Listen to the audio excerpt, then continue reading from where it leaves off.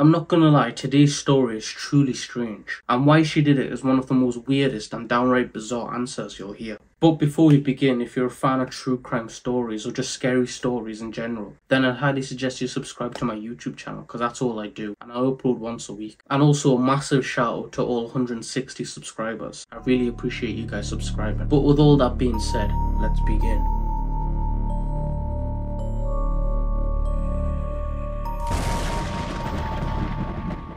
On a fateful day, 42-year-old Mark Richardson and his wife Deborah Richardson were found dead by a 6-year-old boy. The boy was walking past the Richardsons' home and he began to look over to the house in curiosity, and in front of the window there was their lifeless bodies. So the boy ran back to his house and told his parents what he saw, and at first his parents were a bit confused because he is 6 years old and his imaginations can go wild. But after like a minute of talking to their son, the parents decided that let's go check this place out ourselves. So they put their shoes on and head straight outside, and right away as they got in front of the house they realized that yes, the boy was telling the truth. So both parents right now are horrified and they run back and call 911. And so once the parents call 911, they decided that let's go to the backyard and see if there's anything there, and they were going to go inside before the operator on the line told them not to, just in case they messed up any evidence. So they got back to the house and then began to walk around to the backyard, and as the backyard slowly came into view, both of them gasped because what they saw was a massive pit on the ground that looked like to be a gravesite. So they tell the operator, who's still on the phone at this point, about what they saw, and the operator asks if there's any more victims around, and which the parents say no. After telling the operator what they found, they began to hear sirens in the distance. So quickly both of the parents ran to the front of the house where they were greeted by some officers.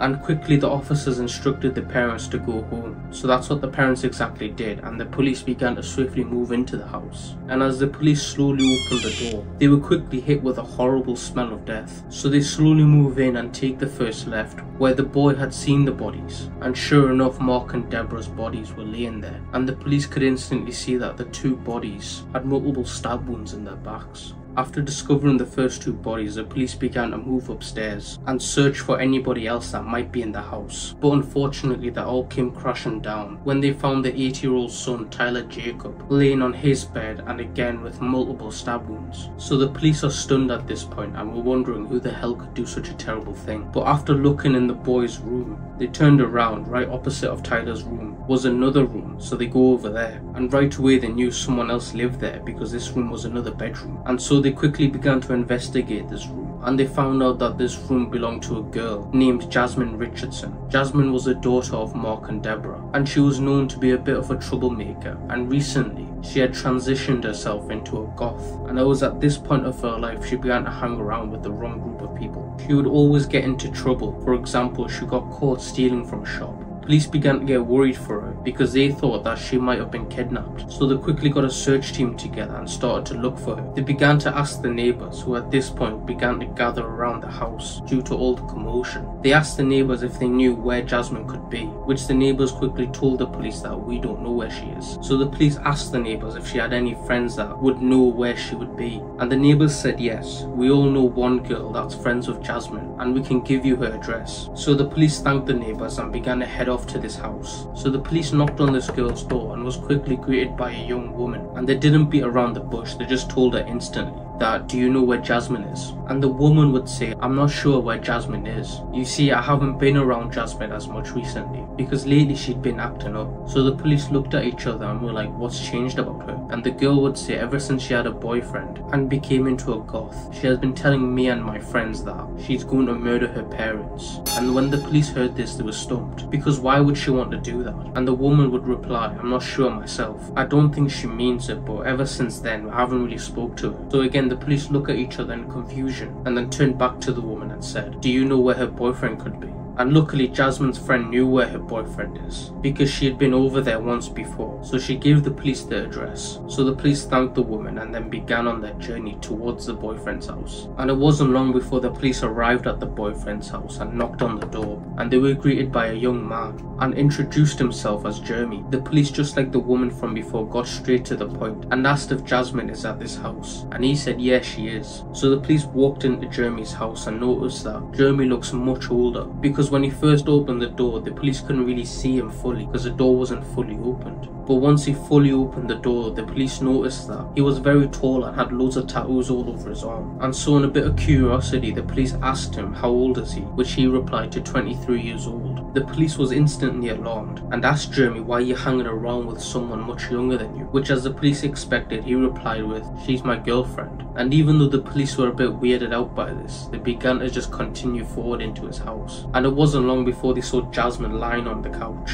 and she seemed to be listening to music and overall just in a happy mood, indicating that she had no idea what just happened to her family. So the police sat her up, and before they were about to tell her what happened to her family, they asked, "How did you and Jeremy meet?" And well, she said she met Jeremy at a punk rock concert, and as soon as she seen him, she instantly fell in love with him and his gothic lifestyle, and he had the same feelings towards her as well. And so the police again were a bit weirded out by this, but either way they delivered the message. And once Jasmine heard that her entire family got massacred, she didn't seem fazed at all. In fact, the police got suspicious on how she reacted to the message, but they glossed over that fact and just thought that she was just in shock. And so they told her that she needed to go down to the police station and give a statement, and so she said okay, and her and the police began to walk towards the police car until one of the officers got a radio. And so one of the officers picked the radio up as the other one began to take Jasmine to the car. And the man that was taking Jasmine towards the car, he turned around to look at the officer that was listening to the radio, and he instantly noticed that his face changed from a serious look to a shocked look. And as soon as he was done talking on the radio, he instantly called over Jasmine and the police officer to come back.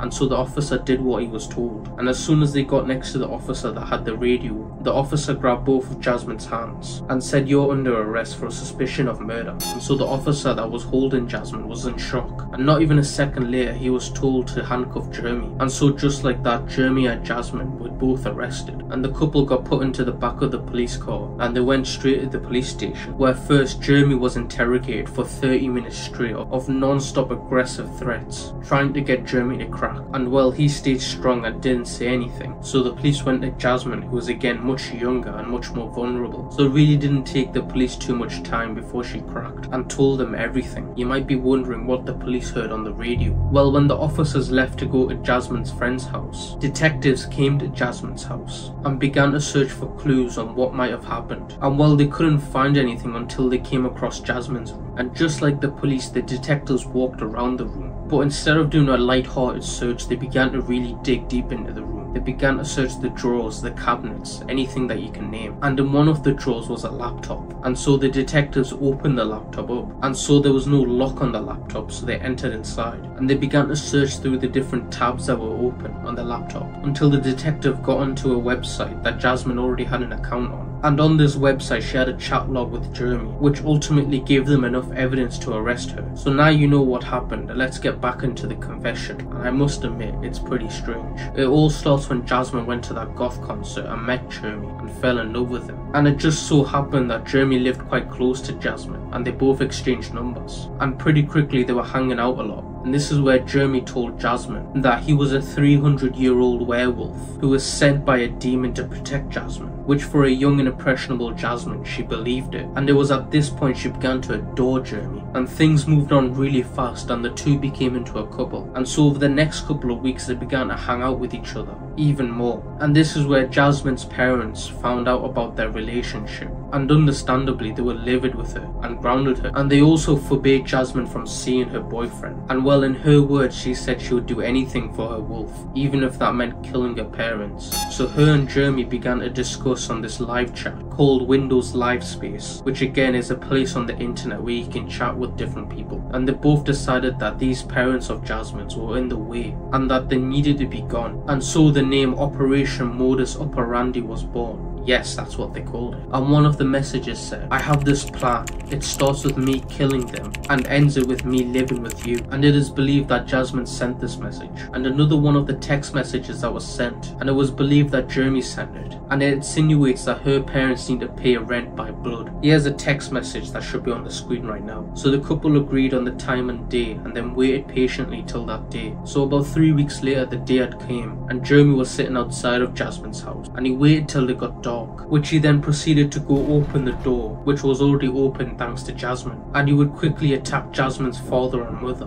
who were both downstairs at the time. And while Jasmine's mother would not put up a fight and she would be stabbed to death, but Jasmine's father would actually fight back, and he actually stabbed Jeremy in the leg with a screwdriver, but ultimately Jeremy overpowered him and stabbed him to death as well. And while this was happening, Jasmine gets out of her bedroom where she was hiding at the time, and she would go straight to her brother's bedroom. Well, this is the horrible part. She would begin to stab him in the chest while he pleaded for his life, and for a minute she would just constantly non-stop attacking her own brother. Jeremy, once he was finished with both parents, he would come upstairs and finish the job by slashing his neck. Jasmine told the police that she didn't want to kill her brother, but she thought it would be cruel if she left him alive while her parents were dead. And so once the damage was done, the two murderers were laughing and kissing at a restaurant nearby. So when the officers heard this story, one of them actually left the room in pure disgust, and the officer that stayed in the room told her that why would you do this, why would you not just leave the house, or something that didn't involve killing multiple lives. And while she said she loved her wolves so much, to the point where she thought killing them would bring them closer together, and quite sinistering, she said, "I felt like it did." And at that point the police heard enough and arrested both of them. And after a month of being on trial, on July 10th, Jasmine was sent to 10 years in jail, which was the maximum allowed for a child. So when she gets out, she'll be 24. And on December of 2008, Jeremy would get sentenced to jail as well, despite the testimonies of his mother, Jacqueline May, being ill, and another testimony that Jeremy was bullied and abused when he was younger, which made him do it. But he would still be guilty of 3 counts of first-degree murder, and he was sentenced to 3 concurrent life sentences. And funnily enough, while awaiting trial behind bars, Jeremy proposed to Jasmine through an exchange of jailhouse letters, which she actually accepted. But either way, what they did was truly horrific and downright evil. So that'll be it for today's video. If you're a fan of true crime stories or just scary stories in general, then I highly suggest you subscribe to my YouTube channel, as I do this once a week. And again, I just want to say thank you to everyone that's subscribed and everyone that leaves nice comments and constructive comments as well. So yeah, I just wanted to say thank you to that. But once again, thank you for watching, and yeah, goodbye.